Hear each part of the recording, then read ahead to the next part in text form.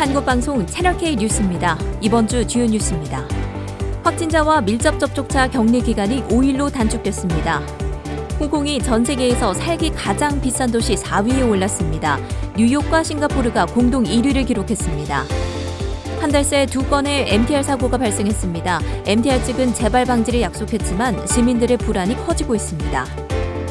하버터널 3곳의 통행료 조정이 내년 시행을 앞두고 있습니다. 정관호 터미널 이용은 내일부터 전격 무료로 전환됩니다. 크리스티 홍콩 11월 경매가 역대 2번째 매출을 기록하며 성황리에 막을 내렸습니다.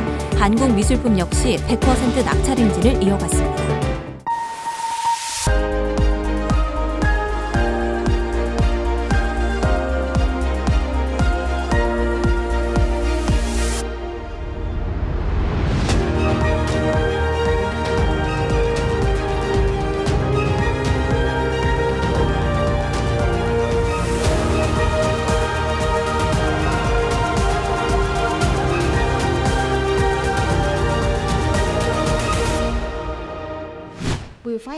첫 소식입니다. 코로나19 확진자와 밀접 접촉자에 대해 격리 4일째와 5일째 이틀 연속 신속 강원 검사 결과가 음성일 경우에 한해 격리 기간이 현행 7일에서 5일로 단축됩니다.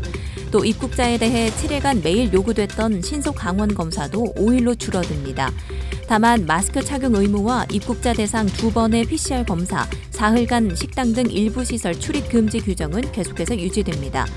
보건당국은 최근 1일 감염자 수 급증에도 불구하고 현재로선 방역 규정을 다시 강화할 계획은 없다고 밝혔습니다. 이 같은 발표에 앞서 같은 날 친중 매체 문회보는 홍콩 정부가 야외 마스크 착용 의무 해제를 고려 중이라고 보도해 홍콩이 본격적으로 위드 코로나 수순을 밟을지 주목됩니다. 이코노미스트 싱크탱크 EIU가 전 세계 172개 도시를 대상으로 조사 발표한 2022년 전 세계 생활비 보고서에 따르면 싱가포르와 뉴욕이 세계에서 살기 가장 비싼 도시 1위에 올랐습니다. 홍콩은 로스앤젤레스와 함께 공동 4위를 기록했습니다. EIU는 식품, 의류, 주거 등 160여 개 상품 서비스 가격을 반영해 순위를 결정하는데요.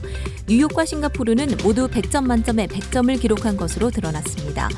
싱가포르는 8년 연속 1위를, 뉴욕은 올해 첫 1위를 기록했습니다. 중국의 제로 코비드 정책에 따른 공급망 붕괴와 러시아 우크라이나 전쟁으로 인해 전 세계 172개 도시의 평균 물가는 8.1% 상승했는데요. 특히 22% 오른 오일 가격의 가파른 상승세가 두드러졌습니다. 우파사나더트 EIU 책임자는 공급망 병목 현상이 점차 해결되면 내년 물가 상승세는 완화될 것으로 기대했습니다. 다음 소식입니다. 한 달도 안 돼 또다시 MTR 고장 사고가 발생하면서 시민들의 불안감이 높아지고 있습니다. 지난 월요일 아침 출근길 로하스 파크역을 떠나 정관호역으로 향하던 중 열차의 2칸을 연결하는 커플링의 완충 장치에 이상이 생기면서 열차가 굉음을 내며 멈추는 사고가 발생했습니다.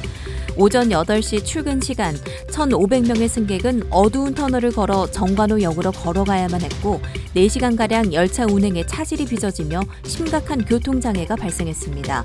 일부 승객은 불편함을 호소하거나 병원으로 이송되기도 했습니다. 한 달 새 벌써 2번째 열차 사고입니다. MTR 측은 유감을 표하며 원인 규명과 재발 방지를 약속했고 정부는 즉시 예비 보고서 제출을 지시했습니다.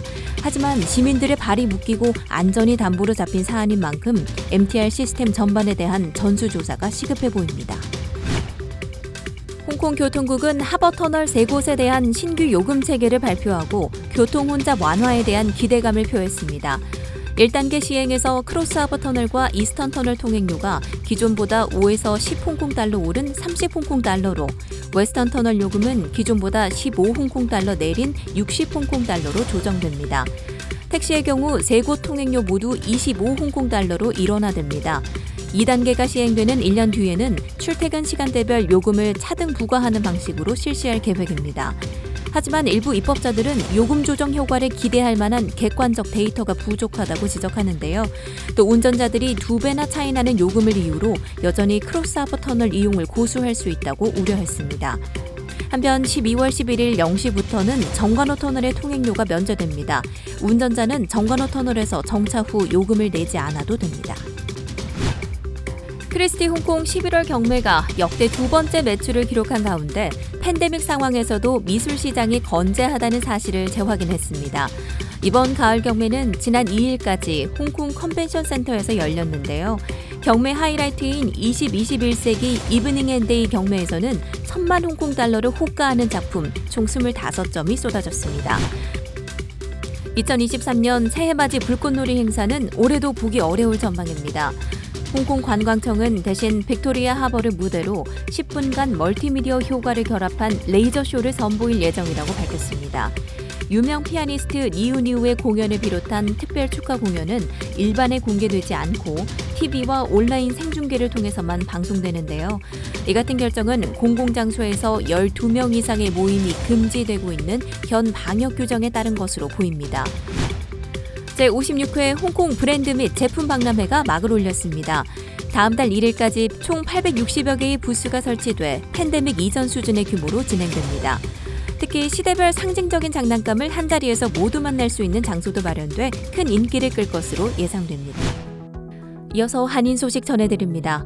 제40대 홍콩 한인회장을 역임한 이성진 고문의 장례 미사가 목요일 오전 세인트 조셉 성당에서 진행됐습니다. 이성진 고문은 홍콩 한인 사회를 위해 평생 애쓰시고도 쓴소리도 마다하지 않던 어른이셨는데요. 이날 백용천 주 홍콩 총영사를 비롯해 조성건 한인회장과 한인 주요 인사들이 참석해 유가족을 위로했습니다.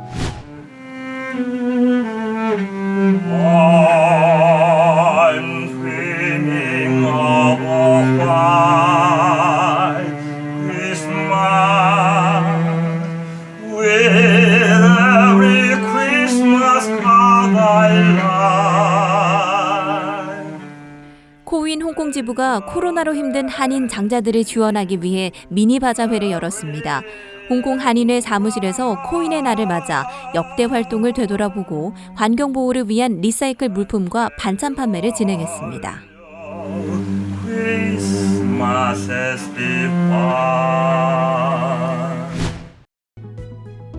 지난 월요일 주 홍콩 총영사관에서는 코윈 홍콩 지부 여성가족부 장관 표창 수여식이 열렸습니다.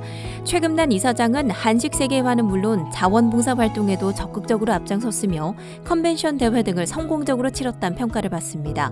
병금이 고문은 다양한 행사를 통해 여성의 지위 향상과 여성 지도자 양성을 도모하며 코윈 위상을 높인 기여를 인정받았습니다. 지난 3일 사단법인 전국한우협회가 홍콩 한인상공회 한우 수출 활성화를 위한 업무 협약을 체결했습니다.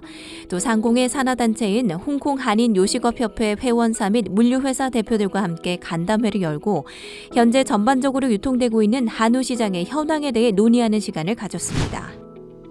홍콩 한인 골프 모임인 향록회가 올해로 61주년을 축하하며 환갑을 맞았습니다. 한인 부부들을 중심으로 시작된 향록회는 60년 동안 많은 한인들이 참가하며 인적 교류의 중심이 되어 왔는데요. 디스커버리 골프클럽에서 열린 12월 모임에서는 유관종, 성명진 회원이 우승을 차지했습니다. 끝으로 날씨입니다. 일교차가 큰 맑고 건조한 날씨가 계속되는 요즘입니다. 주말은 한낮 기온이 20도 안팎까지 오르며 비교적 포근하다가 다음 주 초부터 기온이 점차 내려가겠습니다. 아침 최저 기온이 13도까지 떨어지는가 하면 화요일부터는 낮 최고 기온도 20도를 넘지 못하겠습니다. 홍콩 한국방송 채널K였습니다. 고맙습니다.